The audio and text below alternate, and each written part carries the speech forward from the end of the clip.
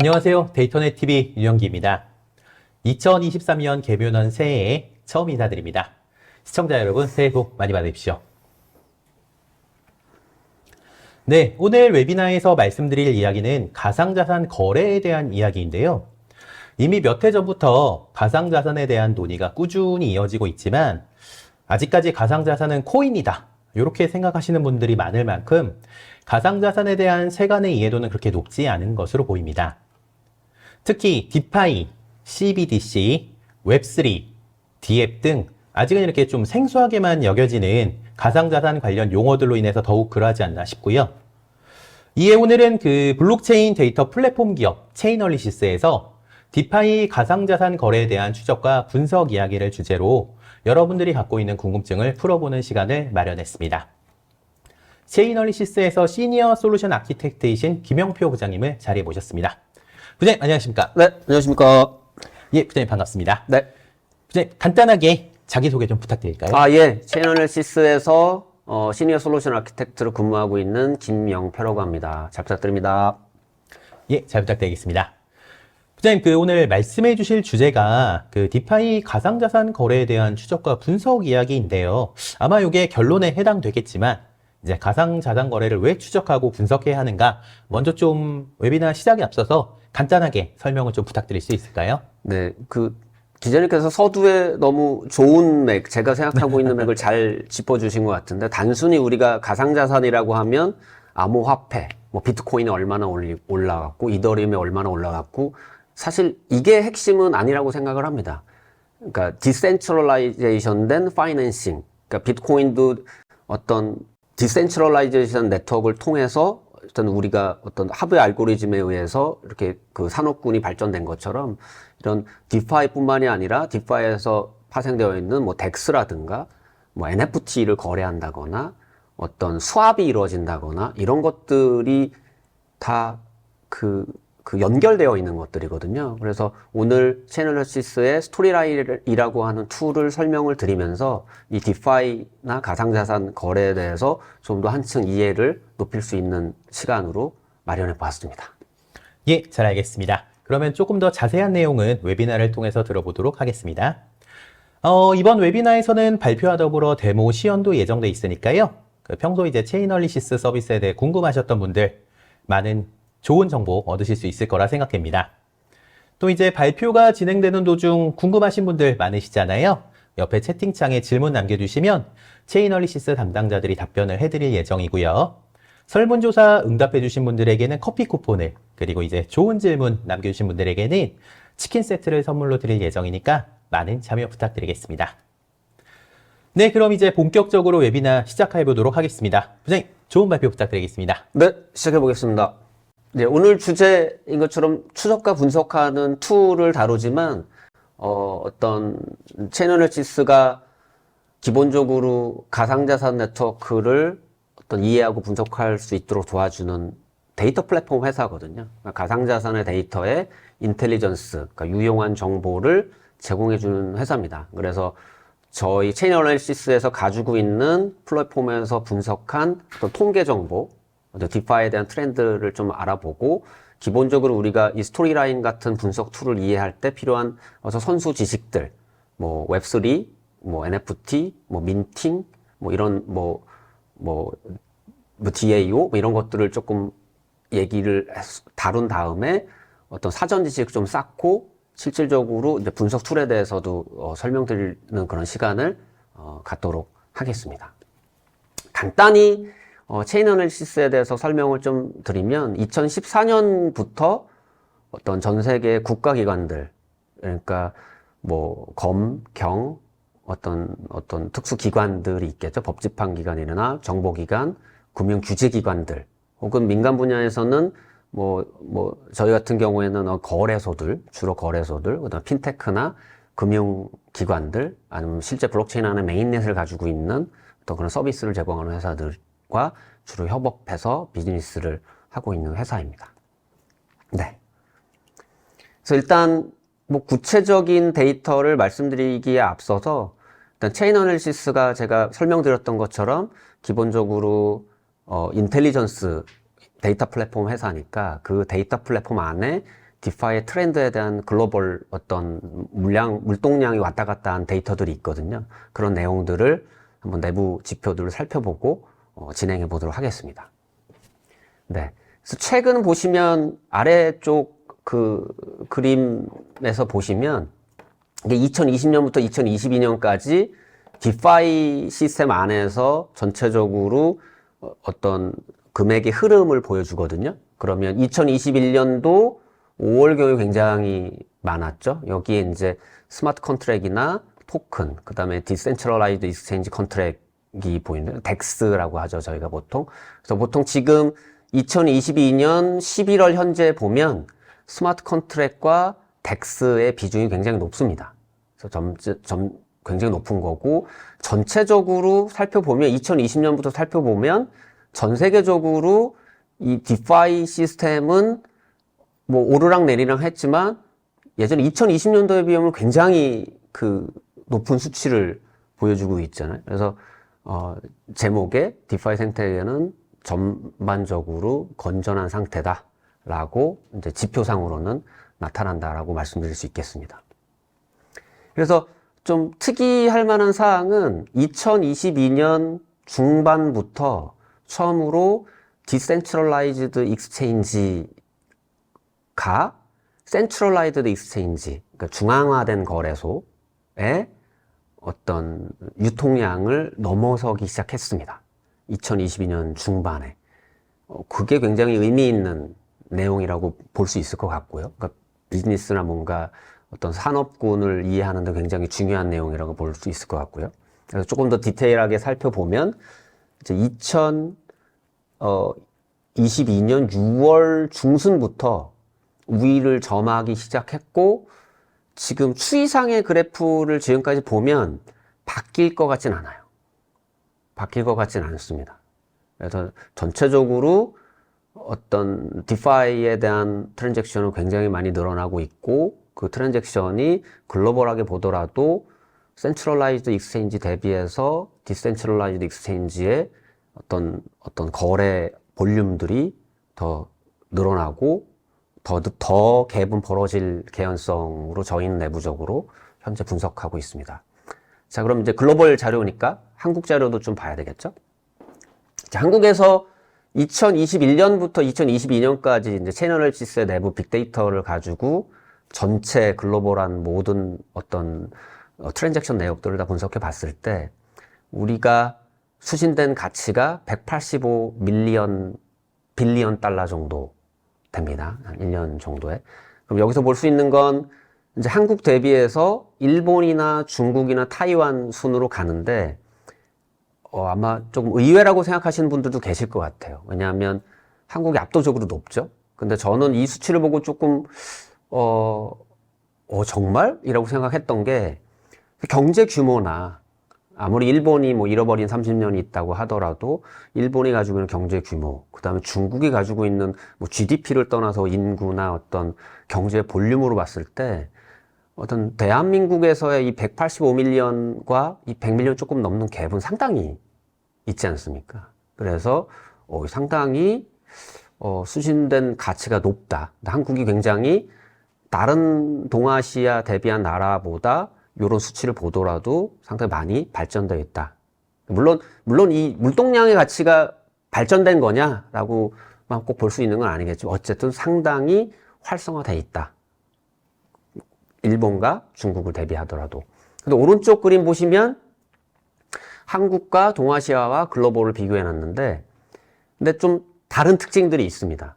보시면 센트럴라이즈드 익스체인지, 중앙화된 거래소를 거래한 내역이 한국은 훨씬 커요. 한국은 86%죠. 글로벌은 67%입니다. 상당히 지금 이행되고 있고 이 갭은 점점 커질 거예요.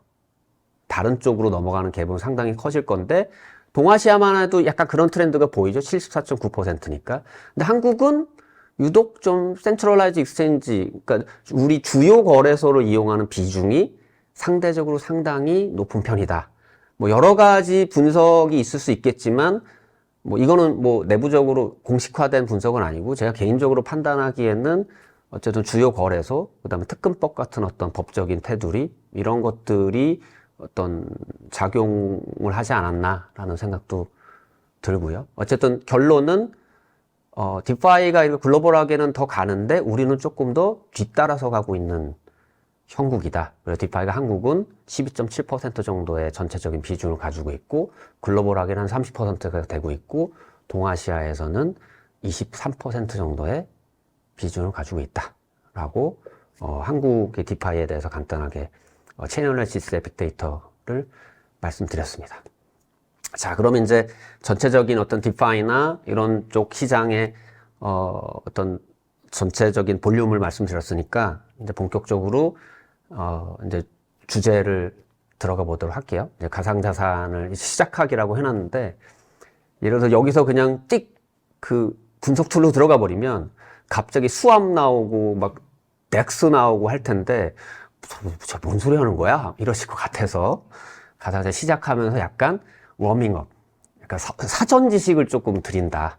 그래서 제 오늘의 목표 지향점은 어디 가서 술 마실 때 요 정도만 알면 매우 굳이 공부를 안 해도 이런 매체들을 통해서 얻은 지식을 가지고 술 마실 때 요 정도만 알아도 너 알트코인은 뭔지 알아?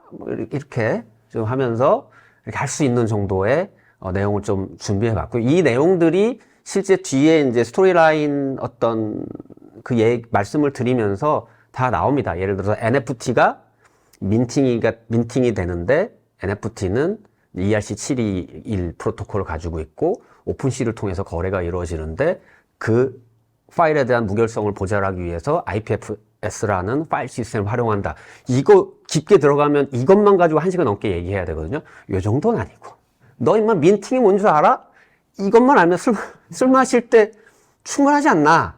그래서 그런 내용이 실제로 이 내용들을, 그러니까 저도 제가 모르거나 공부하면서 적어놓은 내용들을 사실 카피해서 가지고 온 거거든요. 그래서 이 내용들을 보는데 제가 뭐 하나하나 집어가면서 말씀드릴 수는 없을 것 같고, 그 비탈릭 부테린이 처음에 이제 그 이더리움을 만든 그 비탈릭 부테린이 한 얘기가 있습니다. 그러니까 블록체인과 탈중앙화에 대해서 얘기한 게 있는데 저는 너무 와닿더라고요. 그래서 그 내용을 말씀드리면 이 전체적인 맥락과 연결이 되거든요. 그래서 비탈릭 부테린이 뭐라 그랬냐면, 자, 택시를 타는데 우리가 택시 기사를 해고하는 대신에 이 블록체인이나 어떤 탈중앙화 시스템은 우버를 해고한다. 우리 기준으로 하면 카카오 택시를 해고하는 거죠. 자, 우리가 택시를 타는데 우리가 우버나 카카오 택시를 꼭 이용해야 돼? 그러니까 택시 기사를 해고하는 게 아니라 우리는 우버를 해고하는 거다. 그 대신 나 같은 실제 사용자는 택시 기사들과 직접 거래를 하게 한다. 그게 탈중앙화의 개념이거든요.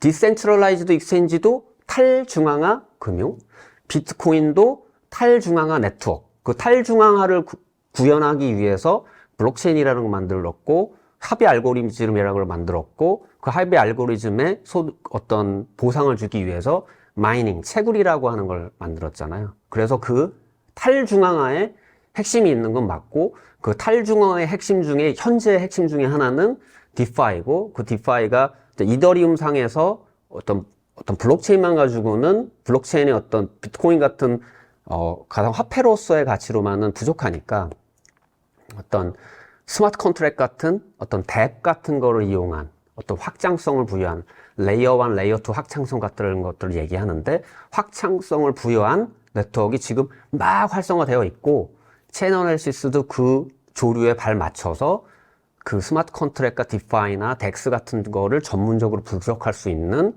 툴을 출시한 게 이제 스토리라인이라고 보시면 될 것 같습니다. 그래서 결론적으로 우리가 블록체인, 탈중앙화, 그 다음에 뭐 DAO, 탈중앙화 자율조직, 디파이, 덱스, 웹3. 자, 웹3가 우리가 웹브라우저를 사용을 하는데 구글에서 뭔가 사고 네이버 스마트 스토어에서 뭔가 사는 게 아니라 저희 할머니, 할아버지가 시골에서 고추 농사를 지시거든요. 물론 제 친가 쪽은 아니지만. 그러니까 저는 웹3를 이용을 해서 디센트럴라이즈드 스마트 컨트랙에서 어떤 뭐 구글이나 네이버 스마트 앱스토어에 수수료 안 내고 진짜 이런 네트워크를 통해서 직거래를 해서 프로핏을 소득을 더 높이고 싶어요. 그러니까 이만큼 팔아도 얼마 안 되거든요. 근데 되게 이게 중간에 이게 뛰어가는 게 엄청 많은데 저는 왜 그래야 되냐는 거죠. 그런 질문에서 시작한 거고 이런 것들이 다 거기에 연결된다라는 거죠. 지금 나와 있는 다양한 이 블록체인과 관련된 이슈들 이런 것들도 결국엔 이건 제 개인적인 생각 포함해서 말씀드리면 이 디센트럴라이제이션이라고 하는 탈중앙화라는 원칙이 벗어나면서 발생된 문제라고 저는 근본적으로 생각을 하거든요. 어쨌든 핵심은 탈중앙하고 글로 가고 있다.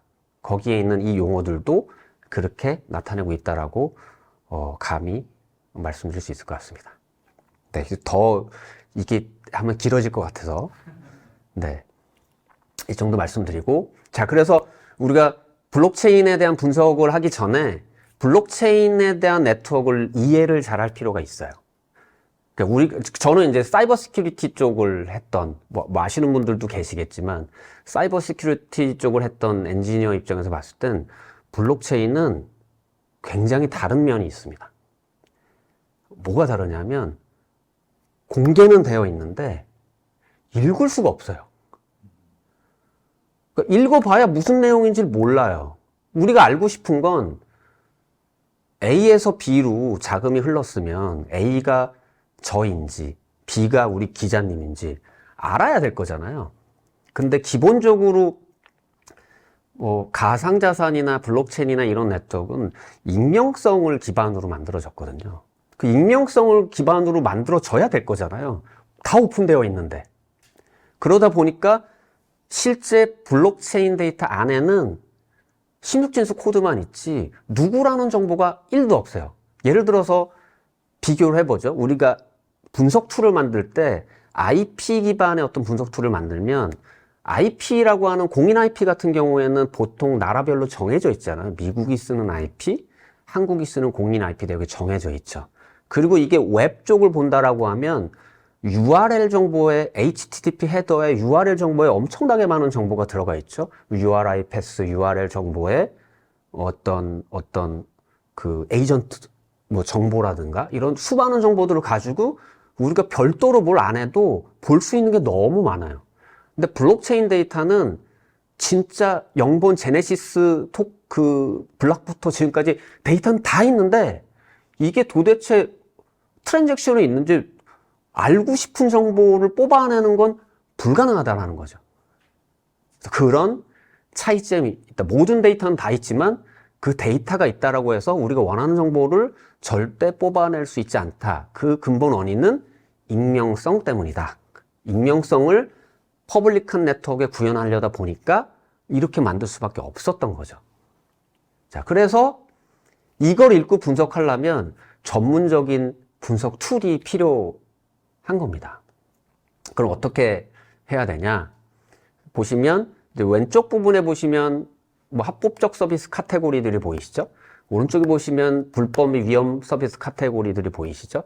그러니까 여러 블록체인상의 주소들을 이게 어떤 형태의 주소인지를 연결시켜 주는 거예요.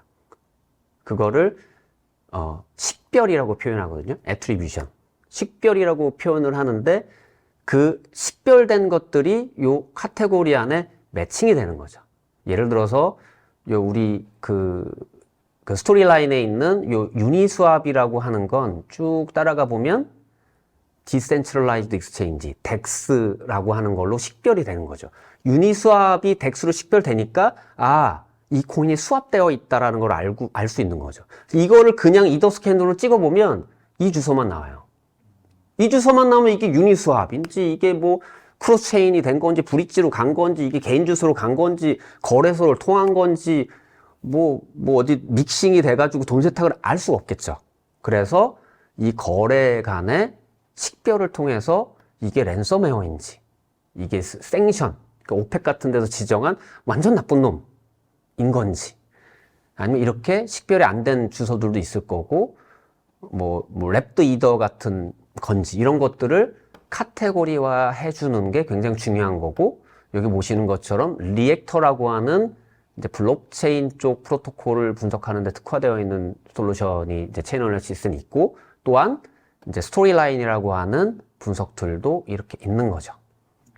그래서 뭐 잠깐 이제 뭐 얘기가 나왔으니까 툴을 살펴보면, 자, 스토리라인은 자, 뭐 이렇게 생각했습니다. 사스 기반의 이제 아이디 패스워드로 로그인을 해서 뭐 이런 식으로 원하는 대로 분석을 해서 찾아가는 거죠. 그러니까 스토리대로 이렇게 쭉 찾아가도록 되어 있습니다. 이건 설명 드릴 거니까. 이제 리액터라고 하는 툴은 약간 스토리라인하고는 조금 들이죠. 얘는 2차원에서 X축, Y축이 어떤 선과 선이 연결되어 있는 느낌이라면, 얘는 원과 선이 전체적으로 크고 작게 이렇게 연결되어 있는 특성을 가지고 있는 툴입니다. 이렇게 생겨 있는 분석 툴이 사실은 여러 가지 기술이 있지만 그 중에 핵심적인 부분 중에 하나는 식별이라는 걸 통해서 이루어지고, 이 온체인 안에서의 이 식별 정보는 체인 안에서는 1도 없다.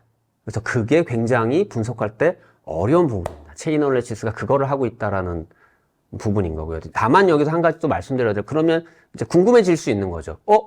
그럼 체인 어널리시스가 내 개인 정보도 가지고 있는 거야? 라고 충분히 생각하실 수 있는데, 당연히 그렇진 않습니다. 그거 하다가 잘못 걸리면 이미 수십 번 막 모가지가 댕강댕강 했겠죠. 그런 건 아니고, 말씀드렸던 것처럼 우리는 랜섬웨어의 공격자에 대한 주소를 랜섬웨어로 식별을 하지, 이 랜섬웨어가 어떤 사람이 만든 랜섬웨어예요 라는 걸 식별하진 않습니다. 랜섬웨어 자체, 믹싱 자체, 스톨른 펀드 자체를 식별하는 거지, 그 스톨른 펀드가 내가 한 건지 기자님이 한 건지 이런 것들을 식별하지는 않는다라는 거죠. 네. 그래서 좀 진도를 나가 보면, 자, 스마트 컨트랙을 통해서 혁신이, 그러니까 단순히 어떤 이더리움 프로토콜, 비트코인 프로토콜 안에서의 일어나는 내용에 이제 넘어가서 이제 스마트 컨트랙이라는 게 나왔습니다. 우리가 블록체인 안에서 스마트 컨트랙의 어떤 대비라고 하는 걸 이용해서 나만의 유니크한 아이템을 사고 팔 수 있는 NFT도 있고, 대출도 있고, 디센트럴라이즈드 익스체인지도 있고, 보험도 가능하고, 게임에서도 활용하고, 게임에서 나의 아이템을 사고 팔 수도 있고, 내가 게임에서 쓴 아이템을 가지고 다른 게임을 넘나 들어가면서 어떤 아이템을 사용할 수 있다거나, 이런 세상이 앞으로 올 거거든요. 그래서 뭐 혁신이 지금 현재 막 이루어지고 있다라고 하는 부분들이고요. 그런 혁신이 이루어지는 만큼 분석이 매우 어려워지고 있습니다. 복잡해지는 거죠. 그러니까 오히려 예전에 블록체인 같은 경우에는 단순해요. 그러니까 A에서 B로 갔어. 이게 블록체인 데이터 안에 채굴이 돼서 이제 협의 알고리즘 동작하면 딱 찍히는데, 이 스마트 컨트랙은 훨씬 더 복잡합니다. 하나의 트랜잭션이 되게 여러 개가 묶여 있어야 하나의 트랜잭션이거든요. 그걸 분석하는 건 추가적인 기술과 어떤 기술 집약적인 내용이 들어갑니다. 이후에 이제 스토리라인 하면서 좀 디테일하게 설명을 드리도록 할까요? 또 하나, 웹3. 아까 말씀드렸던 것처럼 저도 이후에 체인 어널리시스에 좀 더 공부를 해서 이후에 우리 할머니 할아버지 그 고춧값을 더 잘 받으실 수 있게 해서 직거래할 수 있는 이런 플랫폼들이 웹에 만들어졌으면, 웹3는 뭐 저는 이것만 말씀드리고 싶어요. 웹 안 쓰는 사람 없죠. 웹이라고 하는 플랫폼이 원래 바뀔 수 있을지 모르겠지만, 기존의 웹이라고 하는 거에서 리퀘스트 리스폰드 기반의 HTTP라고 하는 프로토콜 안에서 우리는 유튜브도 보고 모든 활동을 다 합니다. 그럼 거기에 어떤 디센트럴라이즈드 된 기술들, 기능들이 들어가서 직거래를, 구글을 배제하고 네이버를 배제하고 뭔가 할 수 있다. 그런 할 수 있는 플랫폼을 만들었다고 한번 생각해 보자는 거죠. 웹이라고 하는 건 우리가 원래 정말 이거 100년 전부터 있었던 거 아니야? 이렇게 쓰고 있는 거잖아요. 사실 얼마 되지 않았는데. 그러니까 닷컴 버블 2000년 그 이후에 사실 쓰기 시작한 건데, 사실은 웹3까지 이제 가는 거죠. 저는 이 웹3가 정말 어떤 아주 터닝 포인트가 될 수 있다. 사실은 웹3든 디파이든 다 연결돼 있는 거죠. 네. 그래서 스토리라인이라고 하는 툴이 나왔고, 스토리라인은 이제 트랜잭션 레벨로 분석하고 이해할 수 있도록 도와줍니다. 복잡하고 여러 개의 트랜잭션도 하나의 트랜잭션으로 묶어준다거나 어떤 분석할 수 있게 편하게 만들어주는 거고, 그리고 실제 그 트랜잭션들을 연결해서 분석할 수 있도록, 이 자금이 마약을 팔아서 다크넷 마켓에서 마약을 팔아서 발생된 금액인데, 이 금액이 수합이 돼서 어떤 믹싱 서비스, 돈 세탁을 위한 서비스로 넘어갔어 라고 하는 걸 분석할 수 있는 툴을 제공해 줌으로써 커뮤니케이션을 해주는 거죠. 커뮤니케이션이라고 하면 뭐 예를 들어서 검경에서 하신다 그러면 그런 마약과 관련된 자금이니까 영장을 칠 수가 있겠죠. 실제로 그런 과정에서 체리얼리시스의 제품들이 사용되고 있습니다. 그럼 여기서 실제로 이제 백문이 불어일견이로 스토리라인에 실제로 트랜잭션을 한번 보고 더 진행을 해보도록 할게요. 네. 자, 스토리라인 화면입니다. 여기 보시면 이제 제가 기존에 분석했었던 어떤 스토리들이 있고, 뭐 사실 조금 썰렁합니다. 뭐 외산 제품들의 공통적인 특징이긴 한데 막 미사 여구 없이 그냥 정말 딱 필요한 거, 아무것도 없는 A4지에 검은 글 쓰면 써놓은 것 같은 그런 느낌이죠. 네, 하지만 그냥 인터페이스는 인터페이스일 뿐이니까. 그래서 이렇게 뉴 스토리를 클릭을 하면 이렇게 새로운 스토리가 쓸 수 있는 것들이 나오고, 뭐가 지원되고 나오죠. 그럼 여기에 제가 분석할 트랜잭션을 넣고 이제 실제 분석을 해보는 거죠. 그럼 저는 이제 카피해 놓은 게 있으니까 이 트랜잭션을 보면 조금 확대해 볼게요. 자, 여기 보시면 9612 NFT라고 쓰여져 있죠. 0.07 이더리움으로 갔는데, 여기를 클릭을 해 보시면 요 실제 마이너스가 나간 거, 플러스가 들어온 거겠죠, 상식적으로. 그리고 이 위에 주소는 실제 거래한 주소. 이 상세 트랜잭션을 클릭을 하면 여기 얘가 자동으로 의미가 좀 덜한 것 같은 거는 얘가 자동으로 숨겨줘요. 여러 개가 있으면 그중에 의미가 내가 분석하는 거에 관련이 있을 것 같은 거 얘가 자동으로 띄워주거든요. 근데 저는 딱 보니 이게 최초에 어디서 민팅됐는지 알고 싶어 라고 해서 이렇게 띄우는 거죠. 그러면 실제 최초로 민팅되어 있는 포인트가 나오는 거예요. 좌우로 이게 그 트랜잭션한 주체들이거든요. 이렇게 연결을 하면 이렇게 좌우로도 바꿀 수가 있습니다. 바꿔서 그러면 2021년 6월 30일 날 0.07 이더리움을 주고 이 NFT 9612를 샀다는 거죠. 그럼 이거를 이더스캔에서도 한번 볼게요. 이더스캔에서 쭉 살펴보면 이 그림입니다. 이거를 산 거죠. 이거를 산 건데, 그럼 얘를 뭘 하고 싶냐? 저는 어떤 예를 처음에 설명드릴까 고민을 많이 했는데 좀 잘 이해하실 수 있을 만한 걸 설명드리고 싶어서 이 주제를 선택을 했고요. 뭐 거창한 해킹이 아니라 이 주제를 처음 선택한 이유는 직관적이니까. 내가 NFT를 샀어. 그럼 지금 주인이 몇 번 바뀌었고 지금 얼마나 올랐어? 이게 0.07인데 지금 얼마나 올랐어?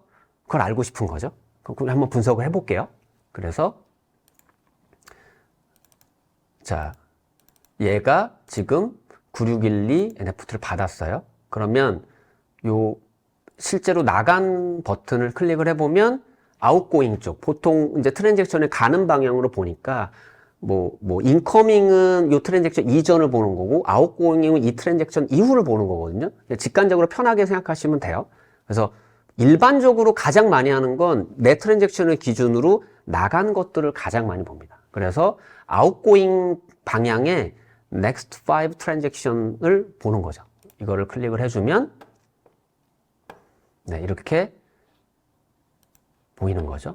보시면 NFT를 2021년 7월 8일에 팔았다라고 돼 있어요. 팔았다라고 하는 거를 자동으로 써준다. 그 다음에 이게 시간 순서대로 자동으로 나열이 된다 라고 봐주시면 됩니다. 그럼 여기서 그러면 이제 이런 NFT 사고 파는 건 파란색으로 표기가 돼요.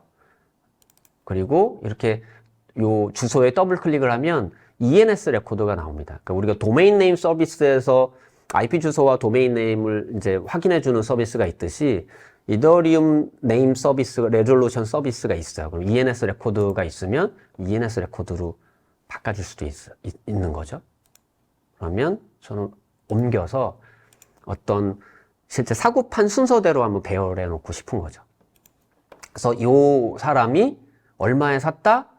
0.11 이더리움을 주고 마이너스가 됐죠? 마이너스 1 9612 플러스 1 9612가 됐죠. 그래서 9611에는 산 거죠. 근데 요걸 클릭해 보니까 오픈C가 가려져 있어요. 오픈C는 이 트랜잭션에는 사실은 내부에 실제 있었던 트랜잭션인데 보여주진 않는 거죠. 분석하는 트랜잭션에 큰 영향을 미치는 건 아니지만. 하지만 우리가 알 필요는 있죠. 아, 오픈C를 통해서 팔았구나. 오픈C라고 하는 NFT 오픈마켓에서 팔았구나를 알 수 있는 거죠. 팔았는데 수수료가 0.0055 이더리움이 들었다는 거예요. 오픈C에서. 그리고 우리는 이제 이 친구가 이걸 본 거죠. 하지만 우린 분석할 때 얘는 별로 궁금하지 않으니까 일단 안 보이게 다시 하고 그 다음에 이 주인으로부터 또 다음 트랜잭션을 한번 보는 거죠. 또 봤더니 또 나왔어요. 1월 3일 날 2022년 1월 3일 날 팔았어요. 아, 그랬구나.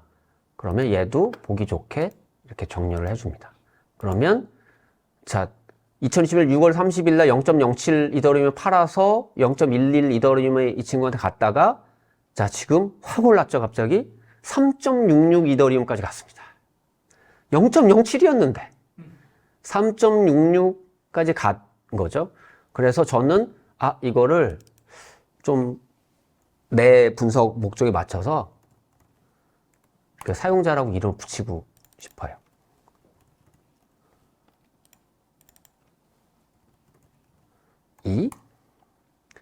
얘는 ENS가 있지만 사용자 3. 이렇게 지금 좀 더 내가 원하는 목적에 부합이 되겠죠? 이게 좌우 거래 대상들끼리 해서 갖고 또 한번 보는 거죠. 네, 이게 약간씩 딜레이가 있죠? 제가 이게 실제로 지금 저희 시스템에 실시간으로 붙어서 분석하고 있는 겁니다. 얘는 사용자 4가 되겠죠? 그러면 또 가볼게요. 네. 자, 붙였습니다.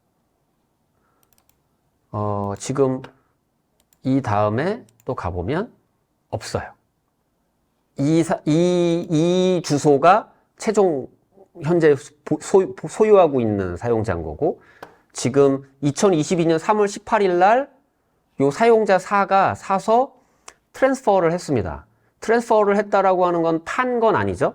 판 건 아닌데 이거를 양도했다는 건 내 계좌이거나 아니면은 내 여자친구든 남자친구든 뭐 그런 어떤 그냥 아무한테나 주진 않았게 아무한테나 줬다면 이제 해킹이죠. 이거는 어쨌든 그런 걸로 이제 상식적으로 예상할 수 있는 거고 얘는 그래서 NFT 트랜스퍼가 일어난 거고 얘는 오픈C를 통해서 사고 파는 과정이 일어났던 거죠. 그럼 최종적으로 얼마에 팔았다?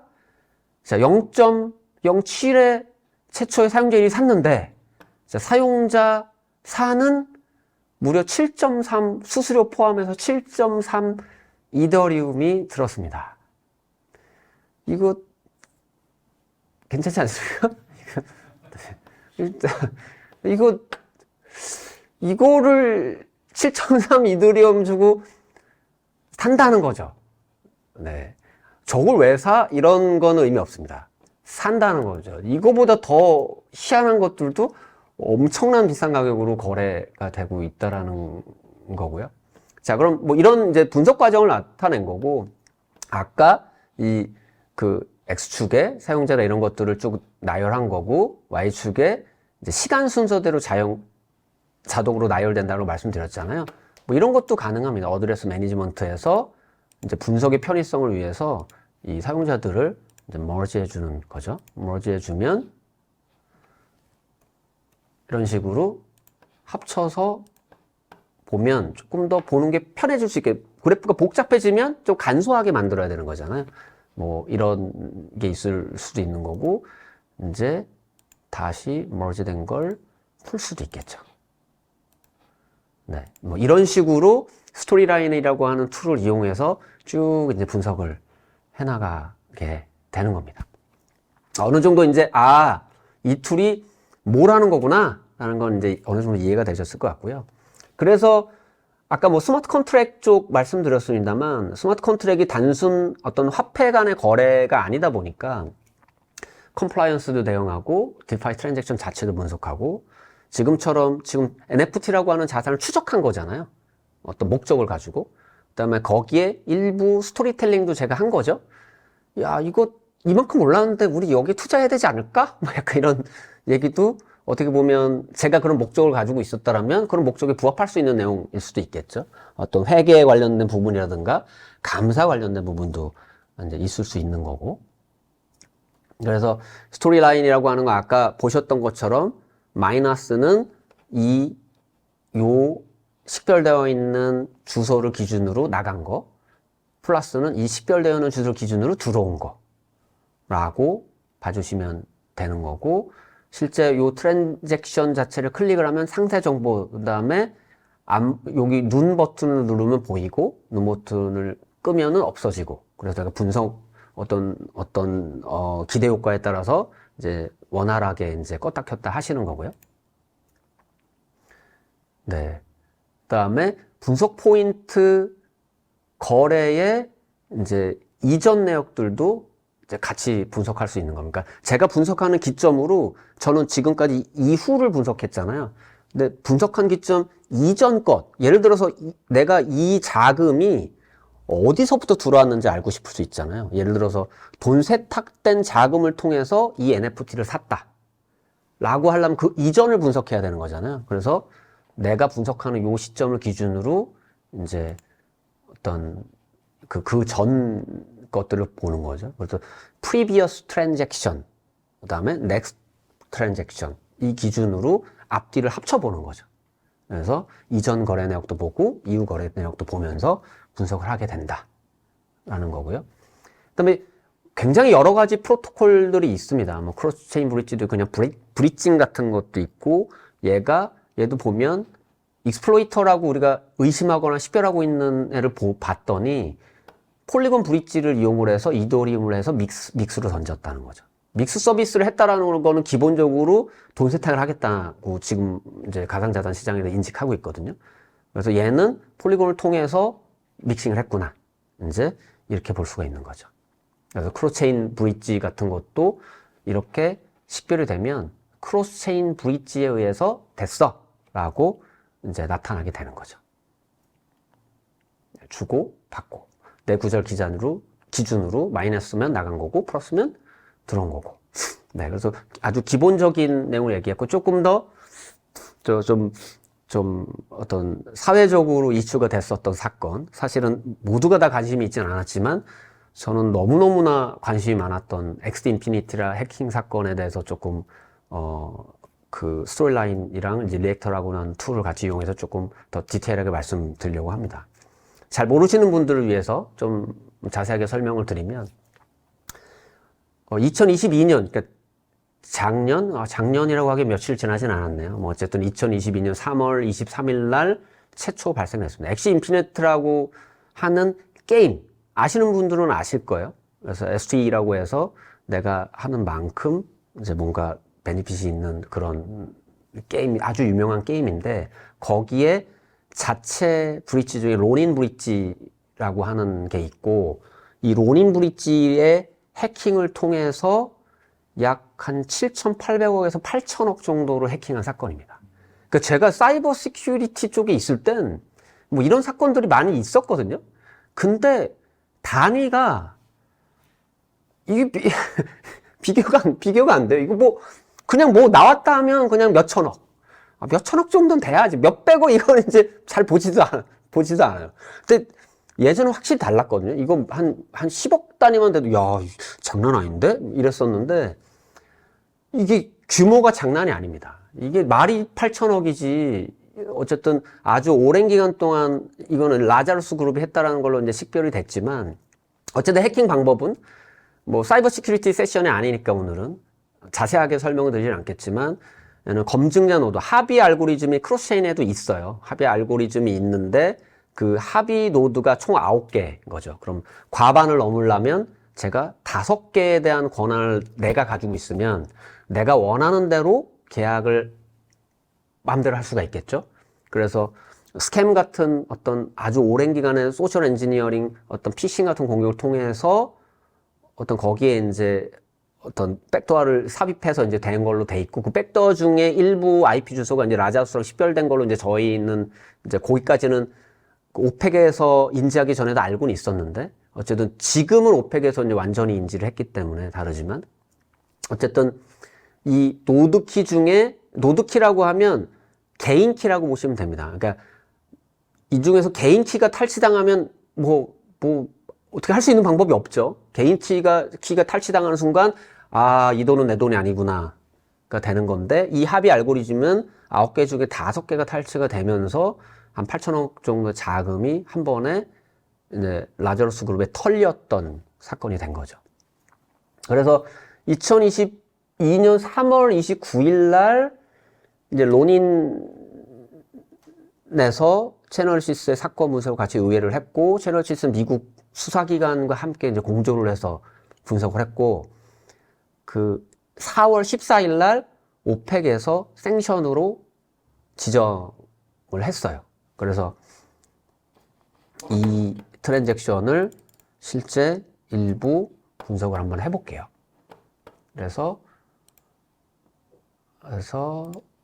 엑스인피니티에 실제로 키가 됐던 이제 트랜잭션을 이제 보면, 엑스인피니티 브릿지에서 2,550만 개의 USDC가 엑스인피니티 노닌 브릿지에서 라자루스 4월 14일로 넘어갔다 라고 하는 게 보이죠. 자, 이걸 리액터에서도 똑같이 볼 수가 있습니다. 엑스인피니티 로닌 브릿지에서 이렇게 보면 안 되고, USDC로 보면, USD 코인으로 보면, 자, 2,550만 개의 엑스인피니티 브릿지에서 이쪽으로 넘어갔죠. 엑스인피니티 해킹이 요 4월 14일 요 라자루스 쪽으로 넘어간 거죠. 얘와 얘는 같은 겁니다. 같은 건데, 지금 제가 바꿨죠. USDC로. 근데 얘는 바꾸지 않아도 자동으로 다 표기가 됩니다. 그러니까 여러 체인이 번갈아 가면서 해도 트랜잭션 단위로 구분하기는 좋은데, 리액터는 아무래도 이제 체인 쪽 분석하고 전체적인 큰 그림을 보기에 좋은 툴이다 보니까 이런 코인들을 번갈아 가면서 하려면 다 개별 찍어줘야 되는 어떤 그런 번거로움이죠. 그 툴의 특성입니다. 이거는 좀 전체적인 걸 보기 좋은 거니까. 그래서 사실은 이게 엑스인피니티가 거래 주소가 실제로 분석하는데 저희 내부 거래 총 풀그래프는 오픈해드릴 수는 없어서 그 중에 일부를 이제 재구성해서 보여드리는 건데, 한 1200개, 1300개 정도 될 거예요. 그러니까 여기에 1300개가 막 그려져 있어야 돼요. 그러니까 예를 들어서 이런 거죠. 43개짜리를 보여드릴게요. 이게 1000개가 있다고 생각해 보세요. 이걸 저희는 이제 이렇게 늘렸다가 줄였다가 하면서 막 이렇게 옮겨가면서 보고 막 쫓아가고 하겠죠? 근데 지금 이 목적에 따라서 우리는 그래프를 그릴 수 있는 거니까, 지금은 이제 12개짜리 그래프로 제가 정리를 한 거고, 그 리액터라고 하는 툴, 그 다음에 어떤 이 스토리라인이라고 하는 툴을 이제 둘 다 보여드린 겁니다. 그러면 얘를 한번 이제 분석을 해볼게요. 그럼 USDC로 가서 어떻게 됐냐? 우리는 진행 방향을 보는 거니까 넥스 5 트랜잭션을 쭉 봤더니 이제 이런 형태의 그래프가 나왔어요.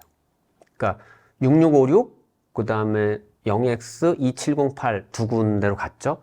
근데 토큰 트랜스퍼 되는 시간을 보니까 13시 54분, 56분, 14시, 14시, 24시 거의 비슷해요. 이쪽에서 한번 털어서 쫙 봤을 때, 그냥 제가 이렇게 생각하는 거죠. 한 번에 쫙 끊어서 두 개 구자로 분산시킨 것 같아.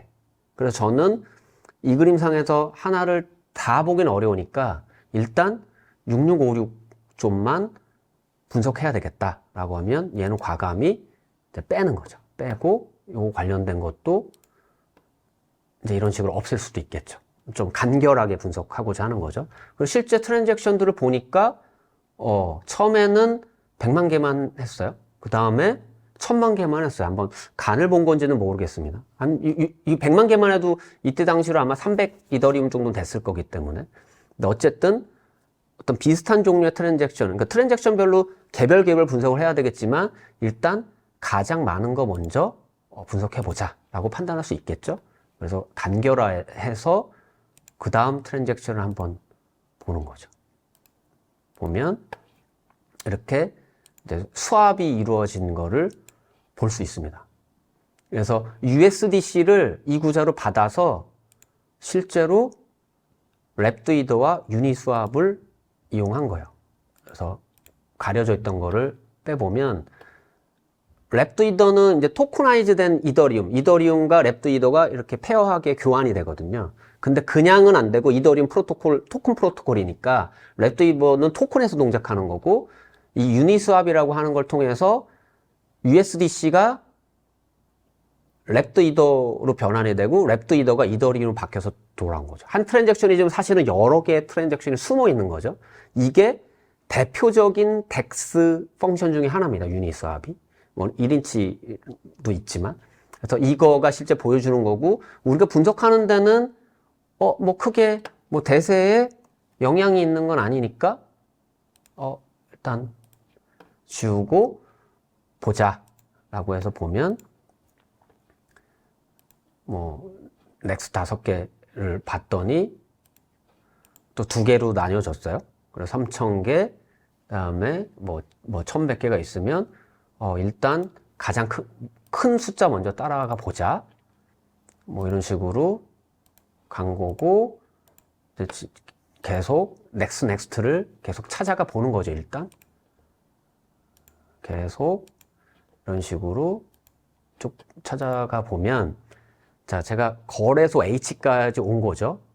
이게 원래는 거래소 H가 아니라 뭐 다 아실 만한 거래소인데 거래소 이름을 여기서 오픈하면 좀 안 될 것 같아서 제가 임의로 이름을 지정을 했습니다. 아마 관심 있고 아시는 분들은 아실 거예요. 하지만 뭐 오픈하기 좀 그렇고 그래서 이 거래소 H까지 간 거죠. 그럼 여기서 다시 한번 우리가 이 툴을 보면 자, 엑시 인피니티 브릿지에서 라자로스 4월 14일로 갔죠. 25,5천의 USDC가 유니스왑으로 수합이 됐죠. 0에서 66566으로 해서 수합이 됐죠. 그 다음에 이 거래소 H까지 간 플로우가 쭉 나오는 겁니다. 17A, 776B 여기도 네, 17A, 776B가 나오죠. 쭉 간 거를 스토리라인 통해서 간 겁니다. 이게 이제 이렇게 보면 리액터가 딱 나와서 좋은 거 아니야? 하지만 리액터는 이렇게 찾아가기가 더 어려워요. 스토리라인은 이렇게 트랜잭션 따라가기에 특화되어 있기 때문에 예를 들어서 이제 저 같은 경우는 이 스토리라인으로 먼저 만들고 리액터를 따라가는 게 훨씬 쉽겠죠. 왜냐면 얘가 좀 더 스페시픽한 걸 분석하는 트랜잭션을 분석하기에 되게 좋은 툴이니까 시간 순서대로 나오니까 이걸 보고 이렇게 흘러갔구나. 그럼 전체적인 플로우는 이렇게 될 것 같구나 예상을 할 수가 있기 때문에 이 리액터의 전체적인 그림 왁구라고 하죠. 이거 그리기가 훨씬 더 편해질 수 있는 거죠. 어쨌든 여기 2가지 갈래가 있죠. 하나는 거래소 H를 통해서 이제 나간 애들이 있고 이제 장외 거래나 해서 일부 나가고 아니 또 다른 데로 간 것들이 있는데 나머지 자금들은 라자로스 5월 6일 통해서 지금 어떤 돈 세탁 믹싱 서비스로 들어간 거죠. 이런 것도 보시면 네, 뭐 이런 식으로 똑같이 분석이 됩니다. 간단하게 엑시 인피니티 로니 브릿지에서 타고 가서 믹싱, 이 빨간 게 믹싱 서비스거든요.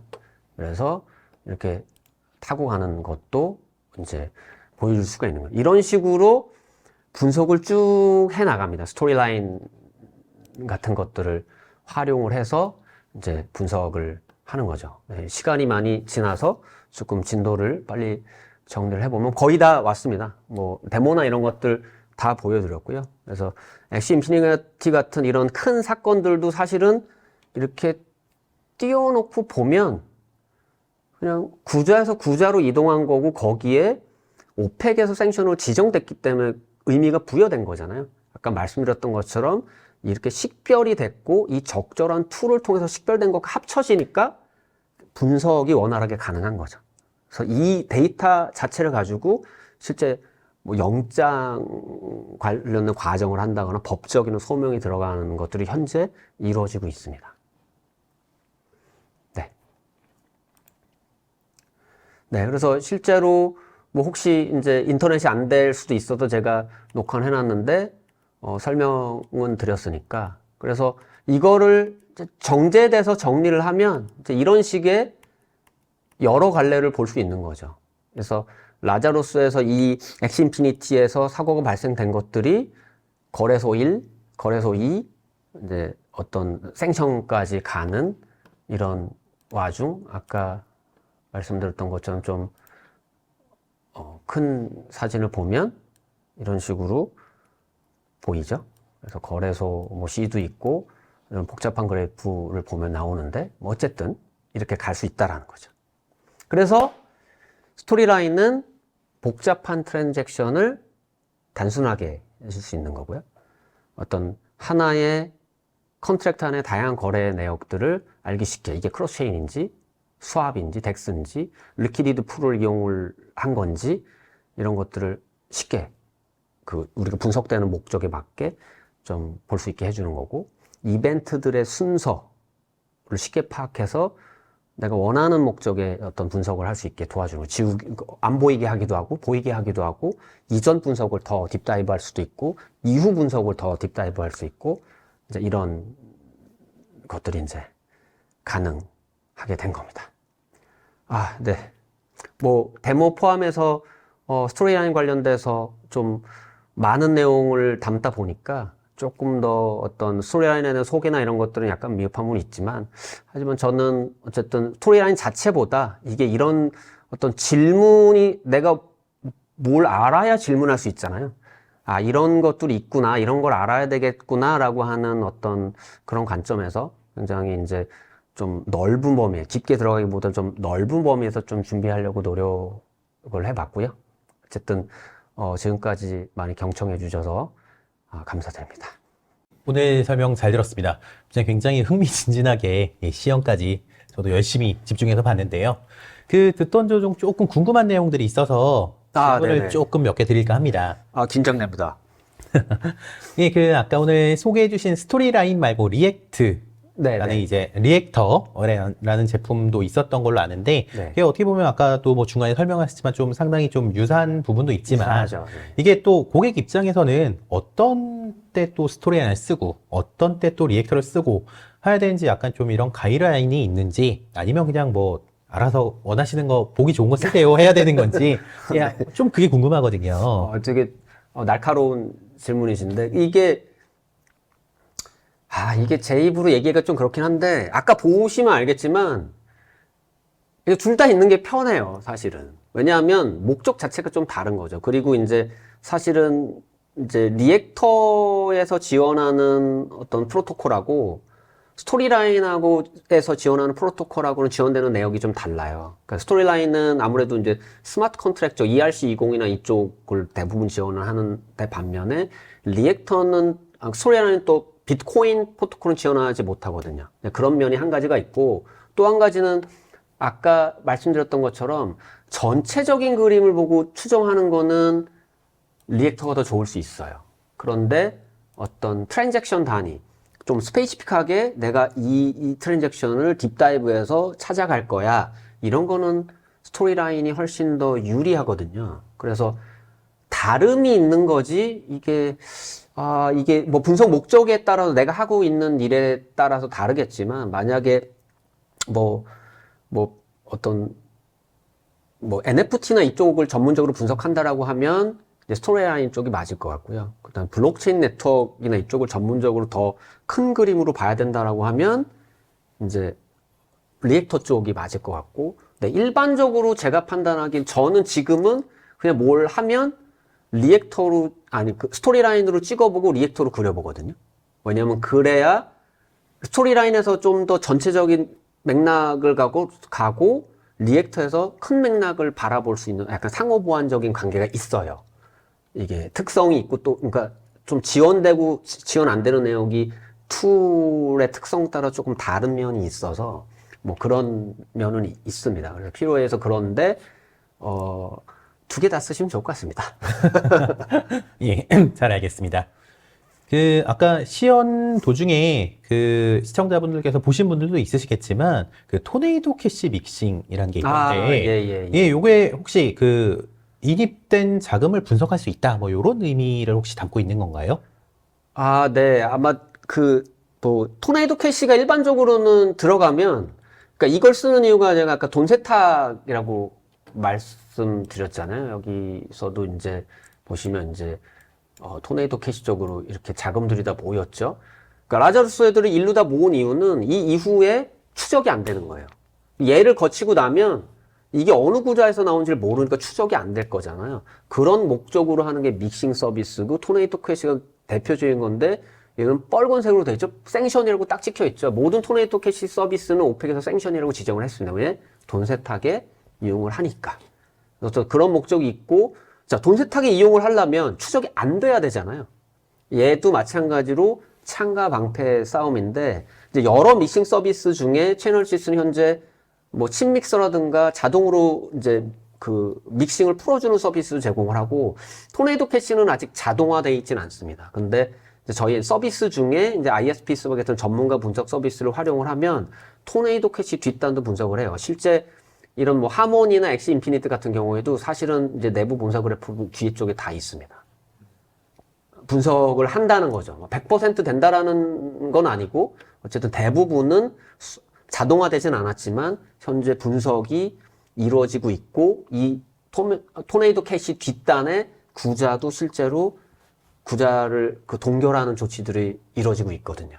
그래서 그렇게 이해해 주시면 될 것 같아요. 그러니까 분석은 어느 정도 가능하나 어떤 스토리라인이나 리액터 같은 툴에서 자동화돼서 구현되어 있지 않고, 이 토네이도 캐시 같은 경우는 믹싱 서비스 뒷단을 보려면 전문가 분석 서비스를 추가 이용해야 되는 거고, 그 이외에 칩믹서라든가 몇 개의 믹서는 자동화돼서 분석이 가능하다라고 말씀드릴 수 있겠습니다.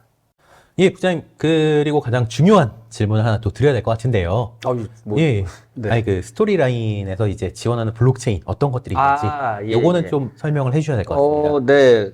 당연히 제가 혹시나 해서 자료들을 이제 뒤에 이제 별첨으로 좀 가지고 오긴 했는데, 지금 이제 말씀드렸던 것처럼 이제 리액터라고 하는 툴은 이제 블록체인 프로토콜 쪽 분석하기 좋은 거고, 얘는 스마트 컨트랙트 분석하기 좋은 툴이거든요. 거기에 이제 특화되어 있는 부분이 있다.